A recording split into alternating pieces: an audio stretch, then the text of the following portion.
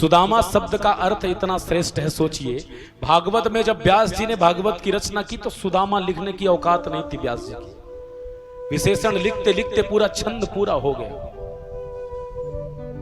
उसके बाद सोचा व्यास ने कि मानो मुझे आज्ञा नहीं है, मैं सुदामा का नाम नहीं लिख सकता। क्यों? क्योंकि भगवान जिसके लिए चरण पादुकाओं के बिना दौड़ पड़े वो कोई साधारण नहीं हो सकता। मुझे जीव की क्या सामर्थ्य कि मैं सुदामा कह दूं। जिस विलक्षण पुरुष को महाराज सुदामा नाम लिखने की हिम्मत नहीं है, ऐसे व्यास हम आपकी क्या औकात है। हम सुदामा की झांकियां बनाएं और उसमें लोग महाराज 2-4 ही होते हैं जो आंसू बहा रहे हो सुदामा के चरित्र में, बाकी सब हंसी करते हैं। वो बेचारा लौटता गिरता पड़ता आएगा, लोग हंसेंगे देख देख के। इसीलिए मैंने कभी भी सुदामा चरित्र में झांकियां नहीं बनवाता। मैंने देखा इस बात का, सुदामा जी उपहास का विषय नहीं है। सुदामा जी दिव्य चेतना में समाहित करने का विषय है, चरित्र में उतारने का विषय है सुदामा। ये ध्यान रखिए, चरित्र को दर्शन करने का विषय नहीं। मुझे आचार्य जी ने बताया कि बाबूजी का मन बिल्कुल यही था कि महाराज जी ऐसा कोई भी दृश्य ना हो जिसमें यहाँ पे कोई नौटंकी बन जाए। और मैं वक्ता ही ऐसा हूं, मैं भगवान की लीलाओं से नौटंकी पसंद नहीं करता। भागवत की कथा इतनी श्रेष्ठ है कि यहाँ अगर जरा सी भी मर्यादा चली जाएगी तो सब नष्ट हो जाएगा। हमारा भागवत करना व्यर्थ हो जाएगा, इनका कराना व्यर्थ हो जाएगा। ये कथा ऐसी है, जब 7 दिन के बाद उठें तो लोगों के प्रति महाराज नम्रता आ जाए। ये कथा ये सिखाती है, आपस में प्रेम आ जाए, भाईचारा आ जाए, सब में भगवान श्री कृष्ण का दर्शन होने लग जाए। ये है कृष्ण कथा का श्रवण, उसका फल। इसलिए मैं सुदामा चरित्र की झांकी नहीं दिखाता।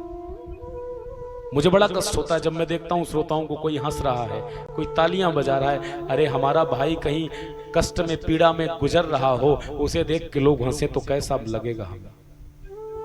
भगवान श्री कृष्ण को सबसे ज्यादा दर्द होता है। वो कहते हैं कैसे लोग हैं, इस मित्र के लिए मैं कुछ नहीं देखता दौड़ पड़ता हूं, और एक कैसे मूर्ख लोग हैं कि हंस रहे हैं उसे देख।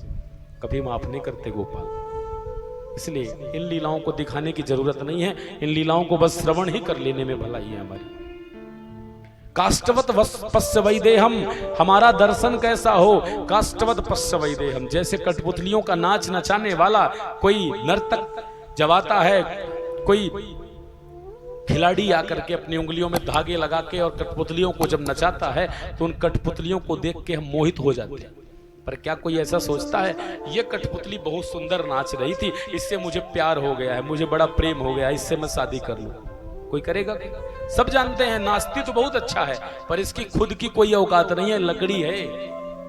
इससे कोई मोह नहीं करेगा, उसे देख के अच्छा जरूर लगेगा। ठीक उसी तरह संत का लक्षण है, प्रशांत आत्मा का लक्षण है, सुदामा का लक्षण है। संसार में देखता सबको है, पर चाहे कोई कितना भी सुंदर दिख जाए उसके प्रति कोई आकर्षण नहीं है, कोई मोह नहीं है, क्योंकि काष्ठवत पश्य वैदेहम, उसमें वो लकड़ी जैसा ही दर्शन करता है। सब काष्ठवत है, कोई अपना नहीं।